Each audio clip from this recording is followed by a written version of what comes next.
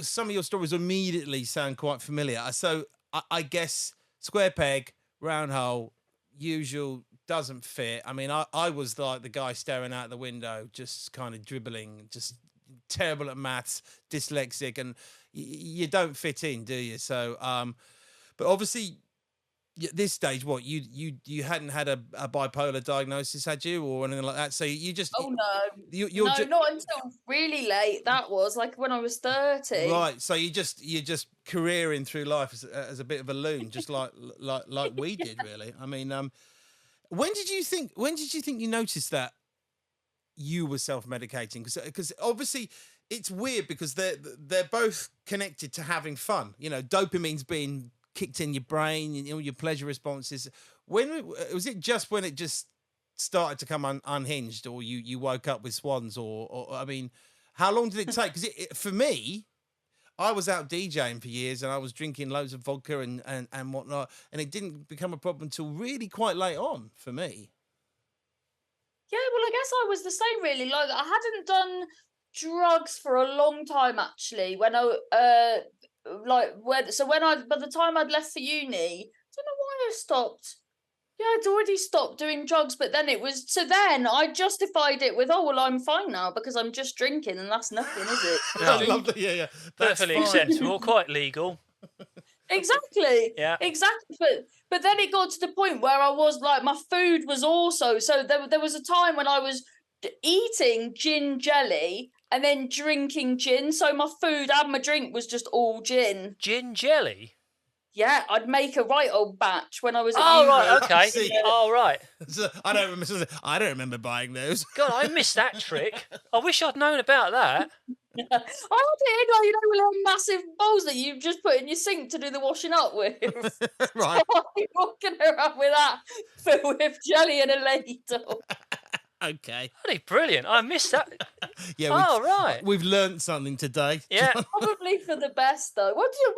Even in nightclubs, there used to be those the vodka jelly shots. I Do you remember that. I remember that. Yeah, I remember that.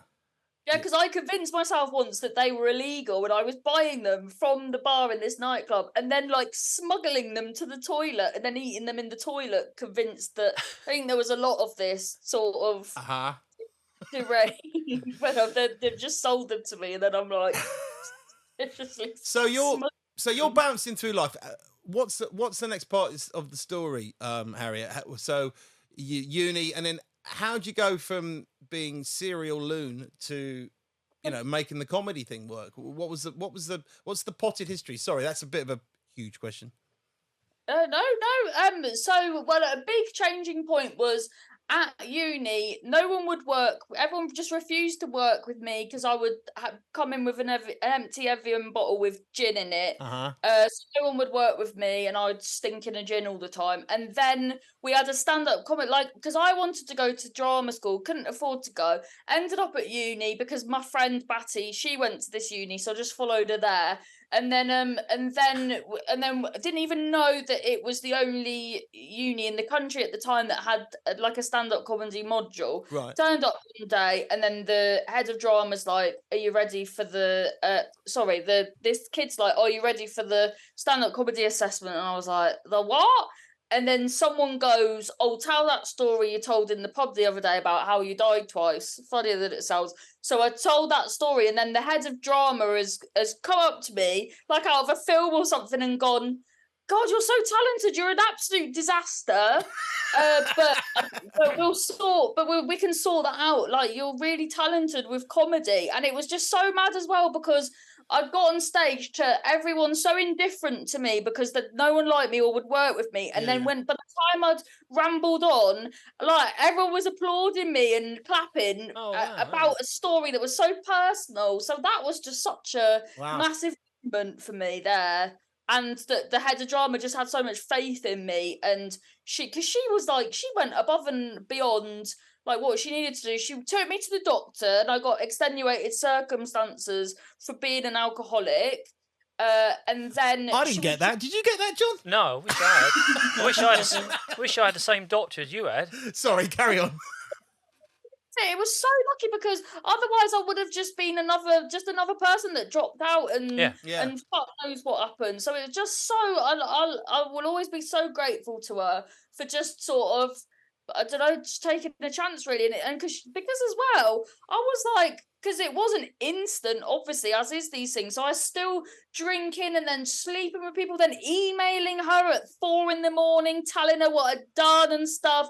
Like she just kept with me, and then just babysat me into completing. Seeing as in my first year of uni, I went to 6 lessons in the whole year, and then in the end, and ended up with a 2-1, which was a miracle. That is a miracle. It was a miracle. Wow. And that's because of her. Just absolutely fantastic she was. It's a bit like having a sponsor early on. Yeah, something like that. Yeah. Wow. Wow, Yeah. that's was it at that? Sorry, so when you finished that, was it at that point you stopped drinking? No. Right. No. I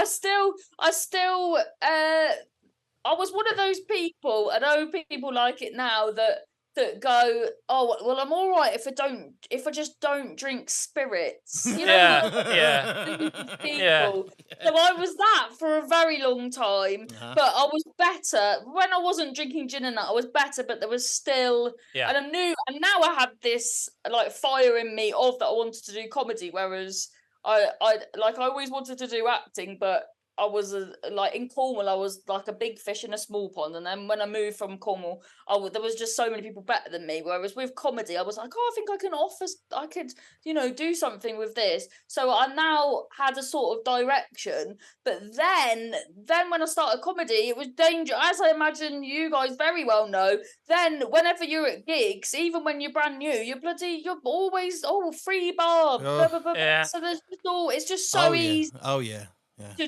To drink. So then there was years more where I was just like Slaughtered. I just thought because yeah. What was the? Sorry to just track back. What was the story where you died twice? Oh well, I just wasn't listening to my body, and then I was in a nightclub in Newquay, a nightclub that sold pasties, and then I was dancing, and I had this terrible pain in my stomach, and then my boyfriend at the time was like, "Oh, just dance it off," and I was like, "Really?" My appendix had burst, and I had no idea. I'm gonna dance that off. Yeah, that's probably a good medical way. Dancing off the exploded appendix, and then took ages to get to hospital, because then by the time I finally, then my partner at the time wanted to go for a walk on the beach, so I was just fucking strolling on the beach after a night out with my appendix having burst. Then I finally got home and my mum was like, call the doctor. So then the Kerno doc came, said I was fine. Mum didn't believe him, called out the other doctor that used to be a vet, and he's poking me in a weird place. Yeah. It's not the guy with the chicken coop with the cider, is it? Yeah. Oh, it's just chaos. And then he's like, oh god, yeah, she's dying, get her to hospital. So then I went to hospital, died on the operating table.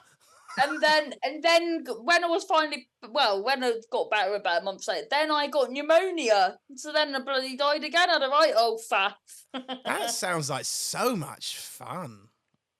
Fun? Wow. Wow, Jesus, Harry, it's great that you're still here.